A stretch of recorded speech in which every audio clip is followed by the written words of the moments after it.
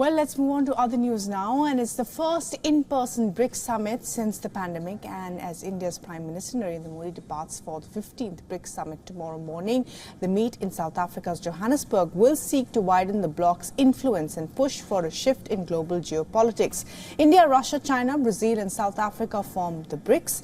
It is one of the world's most important economic blocs and is vying for an expansion. Several nations are vying for a spot in the bloc. Expansion of the bloc, as we said, the use of national currency for trading and economic activity between member countries are among the key agendas of the discussion. Prime Minister Modi will also be participating in a special event, the BRICS Africa Outreach and BRICS Plus Dialogue. Additionally, he will hold bilateral meetings with member nations. The question is, will there be a bilateral with the Chinese Premier Xi Jinping?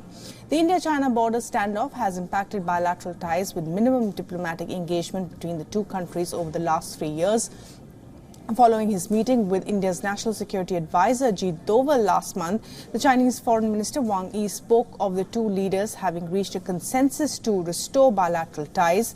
Separately, Prime Minister Modi and President Xi Jinping, also discussed bilateral ties in their Bali meeting late last month.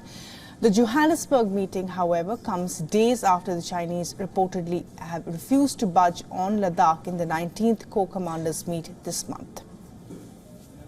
South Africa has invited large number of guest countries, besides, of course, the BRICS members who would be present there. The Prime Minister's schedule in terms of bilateral meetings with those leaders who would be present in South Africa is still being developed. A business delegation from India will also be accompanying Prime Minister Modi to attend the business track meetings. Prime Minister Modi's trip also marks the 30th anniversary of the diplomatic relations between the two countries. The summit will conclude on August 24th.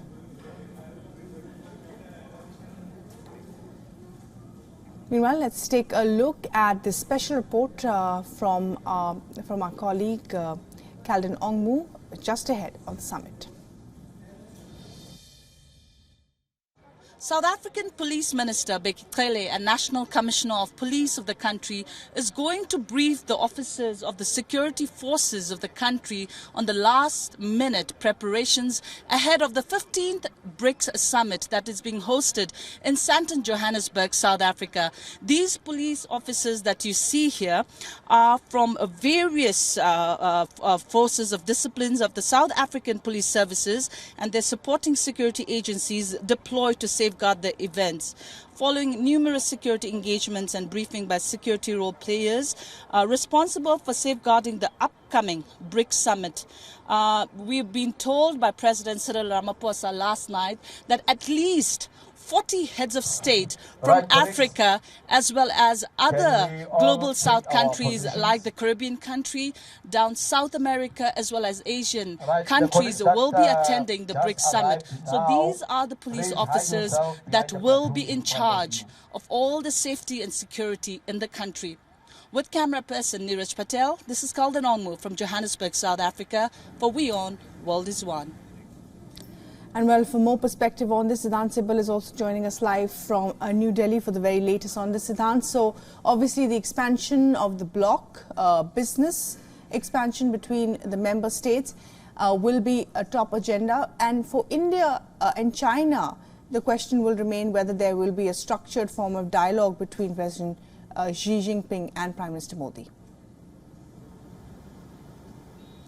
Well, four key focus areas for India. First, of course, within the BRICS grouping, expansion and usage of national currencies. India, of course, has been pioneering on usage of Indian rupee. We saw UAE just a few weeks ago. An expansion, India, of course, as the Indian Foreign Secretary said, has a positive intent on it. The second, of course, is the Africa Connect. Now, India is the chair of the G20 grouping, and as the chair of the G20 grouping, it is keen that African Union becomes part of this grouping, and BRICS which is hosted in South Africa, provides the opportunity to engage with the African countries. The third, of course, bilateral engagements. Over 40 leaders are present for the BRICS summits. Many of them have already reached Johannesburg, and we know that bilateral meeting is something that remains top focus. And if there will be a meeting between Indian Prime Minister Narendra Modi and the Chinese President Xi Jinping, now relationship hasn't been doing very well. We know that after the Galwan incident, the trajectory has been in negative terrain,